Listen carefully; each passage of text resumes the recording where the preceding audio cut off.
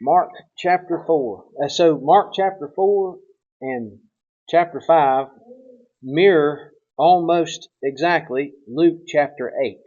And we may be in both.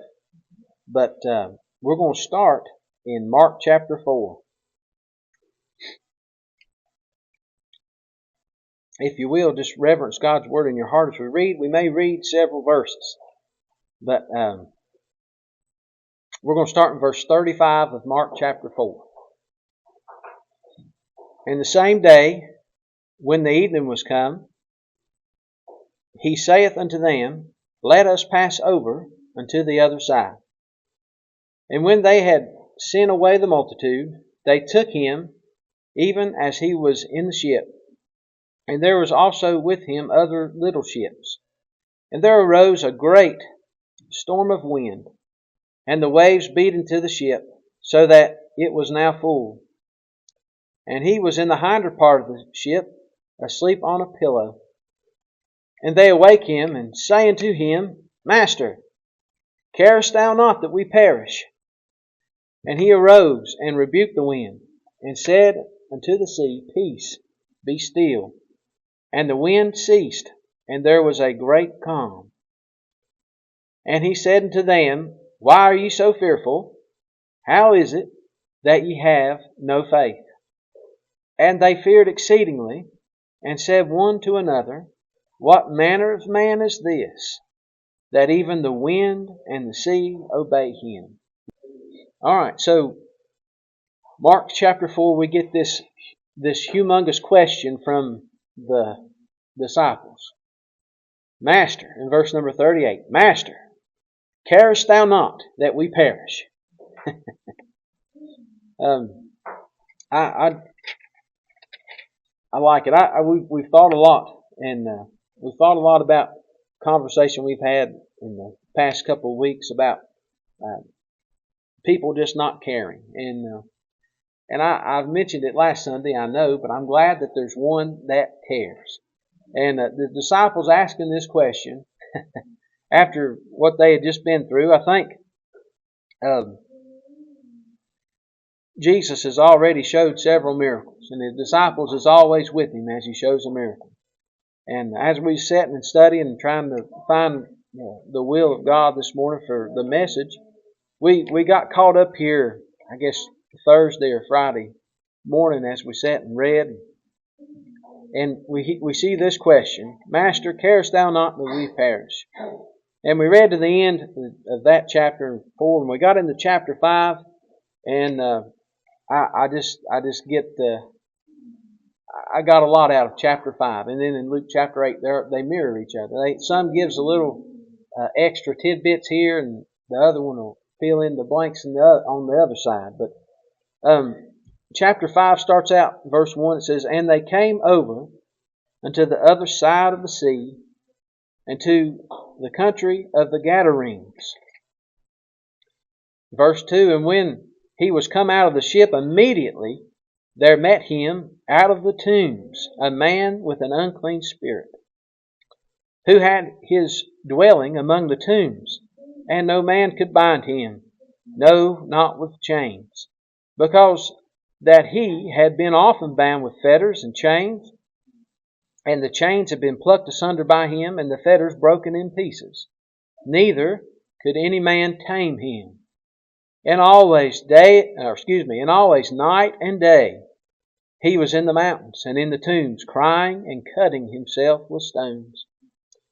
But when he saw Jesus afar off, he ran and worshipped him, and cried with a loud voice, and said, What have I to do with thee, Jesus, thou Son of the Most High God? I adjure thee by God that thou torment me not. For he said unto him, Come out of the man, thou unclean spirit. And he asked him, What is thy name? And he answered, saying, My name is Legion, for we are many.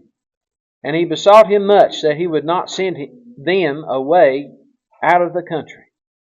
And there was nigh unto the mountains a great herd of swine feeding. And all the devils besought him, saying, Send us unto the swine, that we may enter into them. And forthwith Jesus gave them leave. And the unclean spirits went out and entered into the swine, and the herd ran violently down a steep place into the sea. They were about 2,000, and they were choked by the sea. And when they that fed the swine, fled, and told it in the city, and in the country. And they went out to see what it was that was done. And they came to Jesus to see, and they come to Jesus, and see him that was possessed with the devil, and had the legion sitting and clothed, and in his right mind. And they were afraid. And they that saw it told them how it befell to him that was possessed with the devil, and also concerning the swine. And they began to pray him to depart out of their coasts. And when he was come into the ship, he that had been possessed with the devil prayed him that he might be with him. Howbeit Jesus suffered him not, but saith unto him, Go home to thy friends, and tell them how great things the Lord hath done for thee, and hath had compassion on thee. And he departed and began to publish in Decapolis how great things Jesus had done for him. And all men did marvel. Turn to Luke chapter 8. I figure this may be my favorite part. Luke chapter 8, verse 40. Luke adds a little tidbit. Luke chapter 8, verse 40.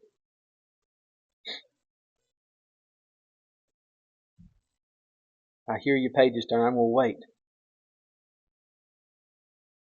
Look there at verse 40. This is just picking up right where we left off. And it came to pass that when Jesus was returned, the people gladly received him, for they were all waiting for him. Does Master, carest thou not that we perish? The disciples asked Jesus that, right? We read it in Mark chapter 4. Disciples asked him, the ones that had been with him, seen him do many things, heard him say, let us go over to the other side. So whenever they got in the boat, it wasn't, let's see if we can make it to the other side. Jesus said, let us go over. And a lot of times there's a lot of Bible scholars, a lot smarter than me, pick on the disciples and just say, well, if they just listened to what he said, they'd have known they was going to make it. Well, I'd have probably been right there with the other disciples, because they were mostly fishermen. Some of them weren't, but the majority of them were fishermen. And they knew how important it was for the boat not to have water in it, but under it, right? So the boat float. So when the water gets in the boat don't float, right? So that's what they were seeing. They were afraid, and they came in there, and Jesus, he calmed the wind. He spoke to the wind, and there was a great calm, right? We read it in Mark chapter 4, about the last couple verses. And they marveled, the disciples marveled, and said, what manner of man is this? They's questioning, like, my, there's something about this Jesus. So they asked him, carest thou not that we perish? And the second they get off the boat, here comes a man that had been an outcast from the city. They put him in chains, they put him in fetters, they tried to bind him and just put him away from the city. And he was all night and day screaming, crying, cutting himself with rocks, because he was possessed, wasn't he? And the world could not do nothing with him. But Jesus, we read it in the chapter 5 of Mark. He said, show them, when he was telling him that he couldn't come with him, but to go tell how great things the Lord had done for thee. He said, and had had compassion on thee. I'm glad that Jesus cares. This maniac of Gadara, the one that went all over the tombs and the mountains and crying and cutting himself, because he had no control, Jesus cared. And I get just, where would you be this morning if Jesus had not cared for you? It's hard to tell. We're a lot of times I'll sit and I'll think about things like this, and before I know it, I'm swept away in some crazy thought process, and I always just have to come back and thank the Lord that He came, because without Him, I'm nothing. And all that I would have had would have been the lust of the flesh, the lust of the eyes, and the pride of life. That's what's going on in the world today, and that's what was happening with this man. This man, he had gone so far beyond what they considered normal. They just cast him out of the city, and he was the first one that Jesus ran into on the seashore. Jesus could have just told him to get back to the caves, go back to the graveyards, go back to the mountains, and you just do whatever you're doing. I don't have time for you. I've got to go to this city. Because you know what happened? After they saw him seated, clothed in his right mind, they ran Jesus off. They said, please just go. We don't know what to do with you. What manner of man is this that can cast out devils and make somebody that was crazy, clothed, seated in his right mind? Jesus came. So, I think about that, and I thought a lot of times I've heard a lot of salvation messages based off this passage of Scripture, but I don't feel like the Lord wants us to focus on the salvation messages. I think He wants us to focus on the discipleship, the missionary work. Did you know we're ambassadors? Every one of us is an ambassador. So this man had a testimony in those cities, right? The testimony was he's crazy. He's a wild man. And just keep your kids away from him because he's crazy. He'll do something crazy. We just want him out of the way. We want him over there because he's a nutcase. And he's just going to make things worse for us, make things uncomfortable. And when the whole city saw him clothed in his right mind, and he went back and started talking to them about how great things the Lord had done for him. The whole city, we read the verse 40 in Luke chapter 8, the whole city, they were all waiting for him. When Jesus returned, the people gladly received him, for they were all waiting for him. The same people that prayed him to go away gladly received him. Why? Because there was one person, one man, the Lord touched, and that man did something. Okay? So this morning, I'm not trying to preach that you have to do anything, but I am going to preach that you need to do something. Does that make sense? We're not working to keep our salvation this morning. Jesus paid it all at Calvary. He said it is finished. And when He gave up the ghost, that death toll was satisfied because for me, and my sin was already paid for when He gave up the ghost. When He rose from the grave 3 days later, that He has the power of death now. He has the keys, right? So salvation's a done deal. If you have believed on Jesus for your salvation, there is nothing that can happen that can undo that, because there is none greater than Him. We had revival last week, and I sat there and I got a lot of good thoughts, but it's good to be reminded. The first night, the preacher was talking about God. He said, far above all principles. He's in Ephesians chapter 1. Far above. And I get to thinking about God being far above. And that means that there's none above Him, right? There's none beside Him. But all are below Him. And if He's far above, then the rest are far below. Correct? So we need to remember that He is far above. His love is far above the world's love. His mercy is far above the world's mercy. His peace is far above the world's peace. We could go for days. But anyway, whenever this maniac went through the cities telling how great things the Lord had done for him, they received him gladly when he came back. That was one man. He did as God bid him. He did as Jesus bid him. And whenever he went and he did exactly what I feel like the Lord just gave him exactly what he needed to say. And he went out, and we can do the same thing. We don't have to go knocking on doors, But I do think the Lord puts people on our hearts that's lost, or people on our hearts that's having a hard time. And it is always good to mind the Lord. If He puts somebody on your heart, a text message, I'm thinking about you today and praying for you. If they're saved or lost, that's going to help them. It may confuse a lost person, but that just means just pray hard, because God's far above. We can't save anybody. I don't have the right lineup of words to save somebody, but I know who can, and I can boast about Him. And when he comes by them, they'll gladly receive Him. That me and Amanda's talked about that last night, and you come up in Sunday school. Whenever your children are little, it's always good to talk about Jesus and how much that He loves them, and because one day He's going to pass by. He'll must needs pass through wherever they're at, and whenever He does, they're either going to gladly receive Him or not. And He may not pass by again. So when He comes by the first time, I want Him to be ready. Anyway, this maniac turned missionary. I like it. And then in verse 41, we're going to look here. There's two more. Verse 41 of Luke chapter 8. And behold, there came a man, Jairus, and he was a ruler of the synagogue, and he fell down at Jesus' feet and besought Him that He would come into his house.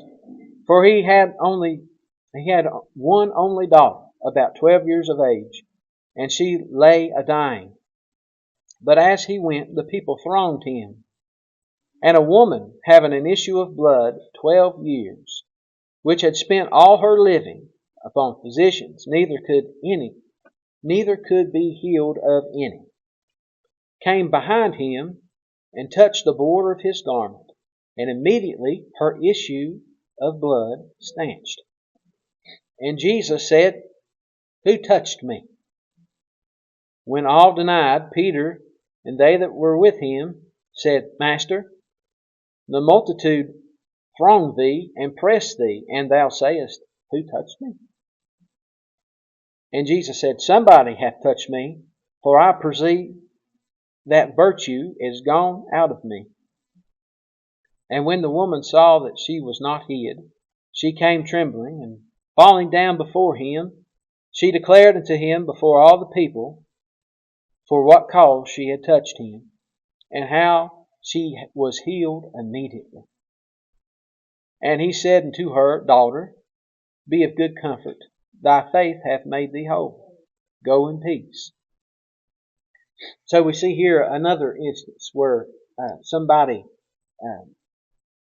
ran into Jesus, and Jesus stopped. There's a whole group of people. I don't know how many. Let's say, would 100 people be a small number for this? I feel like it just feels like there's such a crowd, and people just bouncing off each other, pressing and thronging, and here comes this woman with an issue of blood, 12 years, just bobbing and weaving through the crowd just to try to touch the hem of His garment.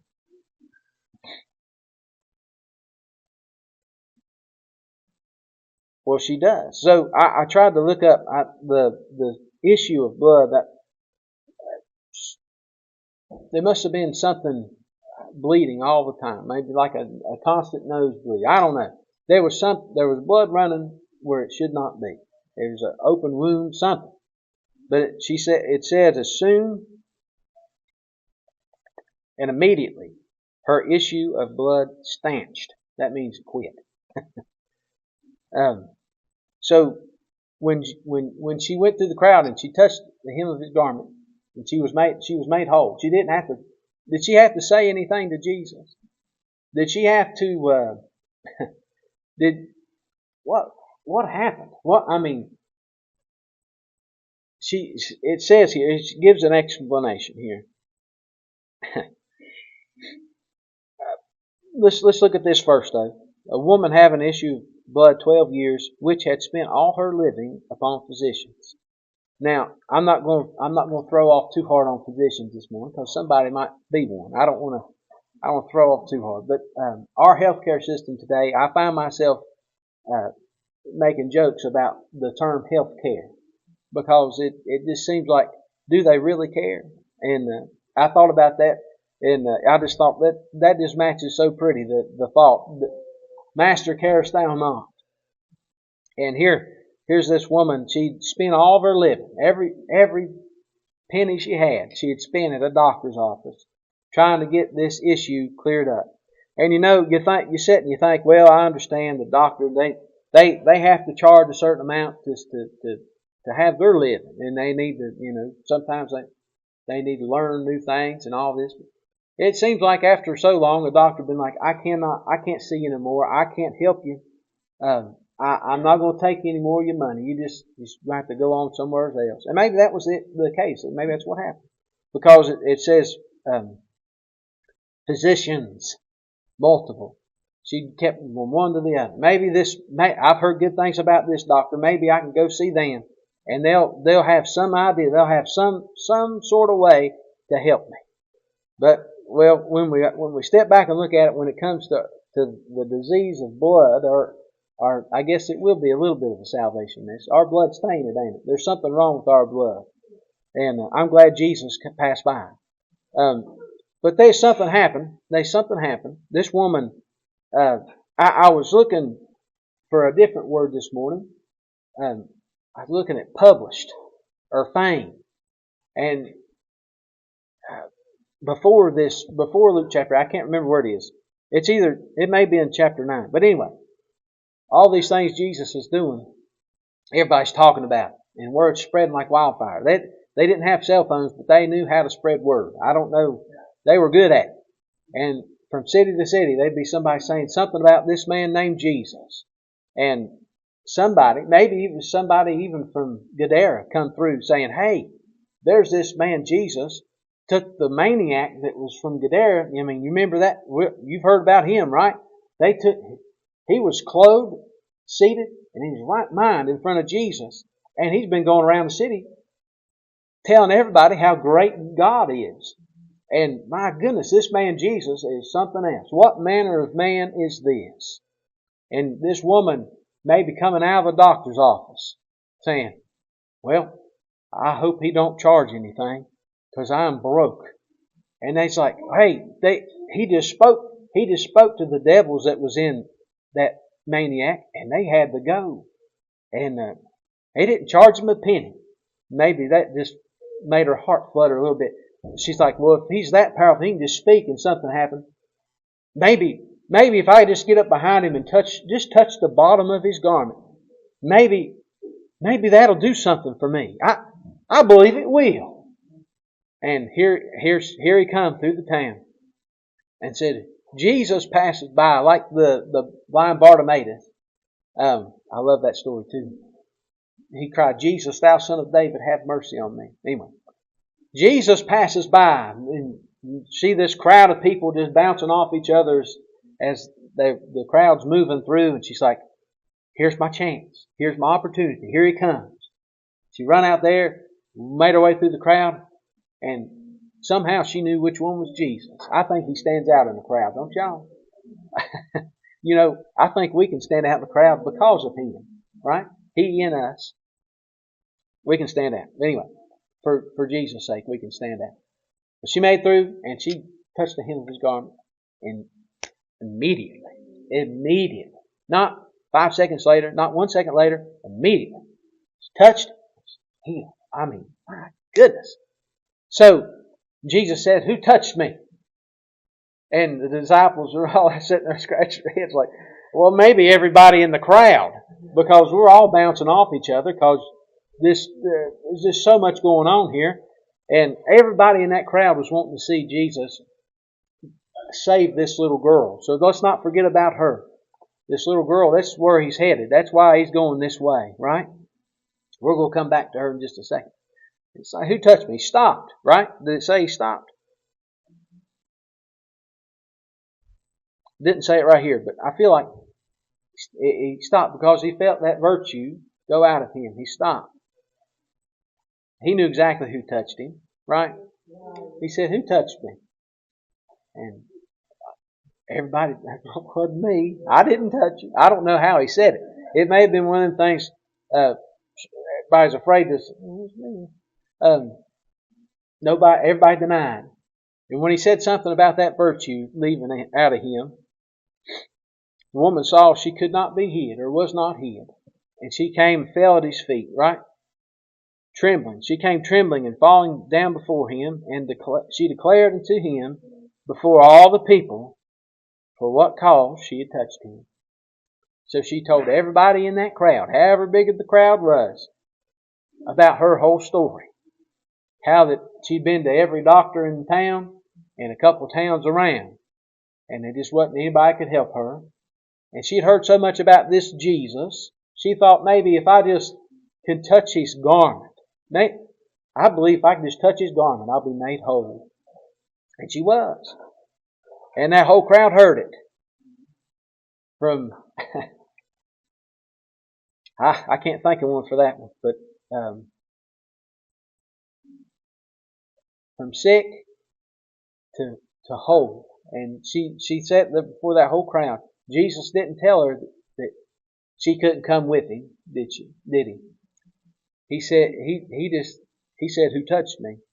And she proclaimed before all those people what he had done.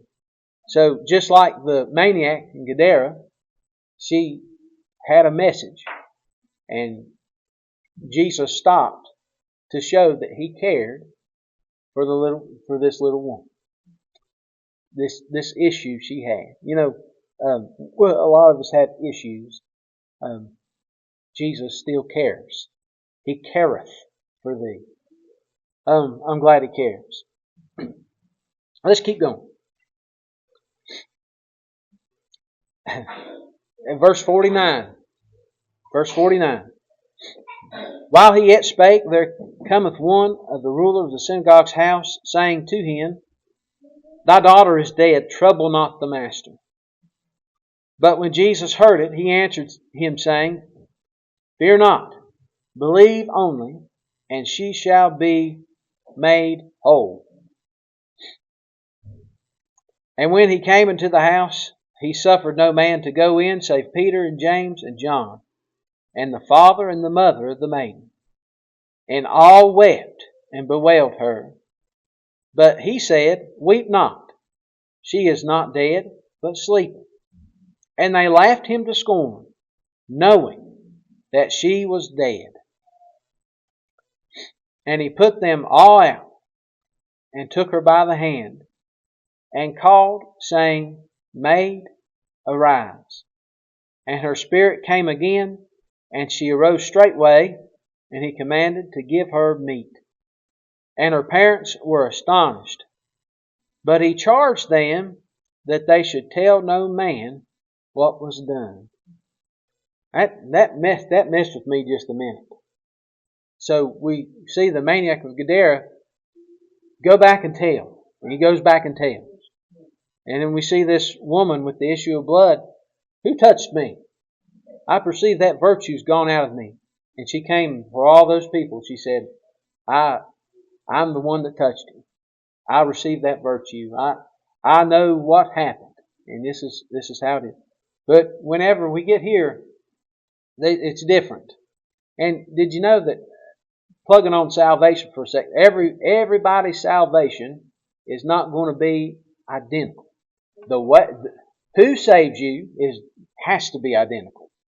But how the conviction, the drawing of God, the message that's preached the morning that you got saved, or the evening or the night that you got saved, nothing's going to be identical.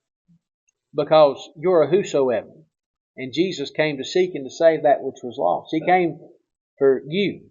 So the way he saved you will probably not be like the way he saved me. And vice versa. But it will still be him that saves. It has to be him that saves. But we see him, he comes in, and I'm just going to tell you my opinion here. This is my opinion, strictly my opinion. All these in here that wept and bewailed her, in verse number 52, it says, and all wept and bewailed her. But he said, weep not. I feel like right here when he said, weep not, the child is not dead but sleeping. He was giving them an opportunity to see what he was fixing to do. But in verse 53, they laughed him to scorn, knowing that she was dead. He put them all out. It's like they're not going to see this. But he said, "Maid, arise." Talitha Cumi, I think that's close. But in Mark chapter 5, it's spelled out what he said, which is the same thing as "Maid, I say unto thee, arise." And whenever she arose, he commanded to give her something to eat, give her some meat. And then he says to the parents that they should tell no man what was done. And I thought about that for a second. A lot of times, like with the maniac of Gadara, I don't think he had to say a whole lot. I don't believe he had to go through, but he did. He went through and published, right? He wouldn't have to say a whole lot if he was clothed and just in his right mind walking through the city. There'd been people known from the get-go, right? This woman with the issue of blood, if she walked in the doctor's office and then as she was gone, they'd been like, "Well, who did you go see? They got that fixed?" Because I got to know. I need to know this procedure. The next time this happens, I want to know how to get this fixed. And she said, "Well, it was Jesus." Oh, can't top him. Anyway, throwing that in there. But anyway, but here we get to the end here, and says, "See that thou tell no man what was done." This little girl didn't stay in that room or that house for the rest of her life.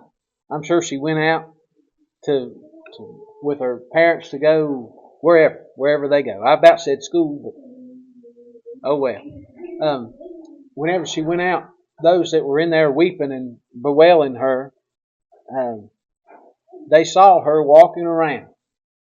And they had to sit, and in themselves they had to sit and say, "Well, I laughed at Jesus because he said she's just asleep." I mean, I'm sure they were sitting there. I was like, we know how to tell somebody's dead.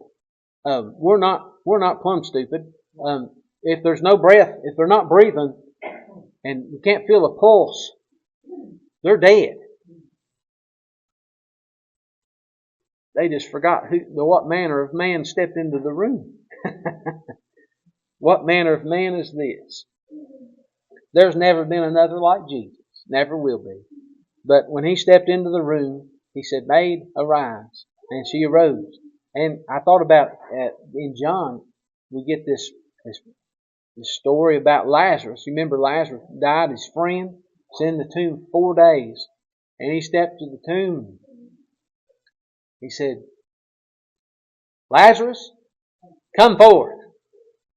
And here he come, bound in his grave clothes, right? Said, "Loose him. Set him free."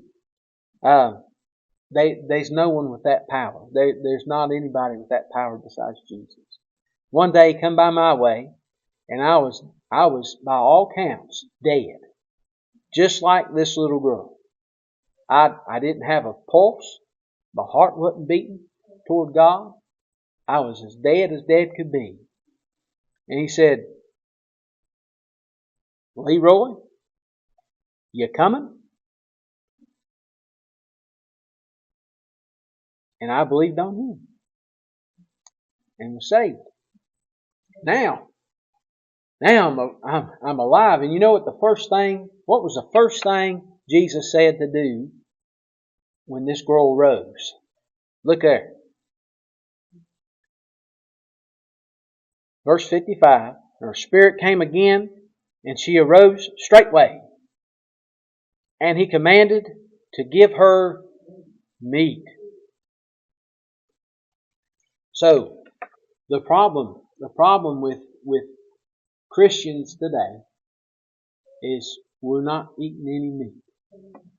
Jesus asked his disciples, remember he came after he'd risen from the dead, he's on the seashore. He said, "Children, have you any meat?" And they said, we fished all night. We ain't caught nothing. Jesus knew where the fish were, though, didn't he? If we don't get in here and study and learn of Jesus, what's going to happen is that, when you got saved, if you've been born again, when you got saved, there was an excitement. There was something bubbling up in you that you couldn't have capped if you tried. Because it was something you'd never experienced before. You were alive to God. You could pray to God. He could hear you. You could talk and understand. When somebody's preaching about Jesus, you could understand what they were saying when they said He died for you. He hath made Him to be sin for us who knew no sin, that we might be made the righteousness of God in Him. You understood all that. Before, it was just kind of like okay, we're here to learn. But then, whenever you were saved, there was something that you wanted it. You needed it. You had to have it. What happens is, when we get home and we just lay God's Word to the side, and we don't open it up and eat from it a little bit, what happens is we start looking for food elsewhere. And remember, we mentioned earlier the lust of the flesh, the lust of the eyes, and the pride of life. There's food there. It's not meat.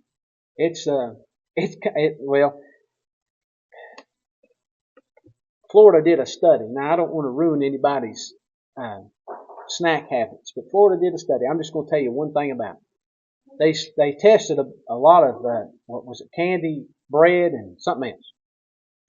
They said in one Snickers bar, it is over, when one Snickers bar, the amount of arsenic is above the recommended yearly amount of arsenic that you can handle. So that's what the world offers. The world offers poison. Okay? And the more you eat from the world, I'm not talking about Snickers anymore. I'm talking about the lust of the flesh, the lust of the eyes, the pride of life. The more you eat of the world, the more you're going to want from the world, because it is something. It's not food, but it triggers some sort of hunger. And whenever you hear preaching, you might think, that ain't what I needed today. That is not what I wanted to hear. But it's exactly what God sent. Or you sit down to read and I just don't feel like I can get anything out of this today.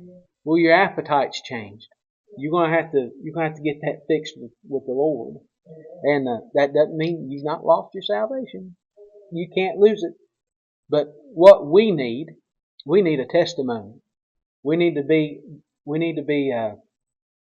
when we go out to the world, we don't have to wear a shirt with Calvary Memorial Baptist Church on our shirt, real big bold letters, so we can say I'm a Christian. I go to church. That's not what we need. That's not the type of testimony we need. We need a testimony that the world sees is different, and the world that points others to Jesus. Every one of these three people that we read about, that maniac of Gadara, every time he walked through town, clothed and in his right mind, I just get this feeling that he was a witty fellow. After Jesus straightened him up, I'd say he could put a smile on anybody's face, because he's in his right mind. Every time he walked around, they saw him. It's like, I'll tell you right now, that Jesus changed his life. And then when you see that woman with the issue of blood, it might have been one of them things where she's fixing to die if she hadn't have got that help, that medical help, that medical attention that no doctor could give her. Jesus is in the healing business, just so you know. He's the great physician. Don't be discouraged if somebody's not healed. If they're born again, if they're saved, and they don't get healed, then they have been healed. Does that make sense? If they leave this world, their body and drops, then they're with Him, and they're a whole lot better off, healthy. And then this little girl, dead as a doorknob, just like I was. Every time. I remember I saw them. They were dead. But look at her. She is full of life. That's what we need. That's the type of testimony we need. The one that magnifies Jesus. Look at Him. And, there's a lot. I'm almost done. And it ain't even 12 o'clock. How you like that? It's really close though. I'll be quick. Just think about all the people in the world that's went to a quote unquote church where they were told that they had to do this, they have to do that. Listen, we don't want you feeling like that God has laid a task in your lap that you have to do. I don't think anybody had to hold the maniac of Gadara at gunpoint and say, "What happened to you?" I think he came running, skipping, jumping, Jesus, Jesus, Jesus. And let's not get the world's Jesus mixed up with ours. Our Jesus came to seek and to save that which was lost. He took your sin to Calvary. He died there. He shed His blood. He took your judgment. He gave His life. He took it back 3 days later. And now He's seated in heaven. Just waiting for somebody to believe on it. Just wanting it. It's not a thing that you do. It's not a work. It's Him saving you. And He wants to. Alright? And when you're saved, He wants you to want to talk about Him. It's not like this morning. You all got ready for church. You all drove to church. And you come in through the doors. I hope you wasn't thinking, my, we got to come to church again. Sunday already. I hope it was I get to come to church today.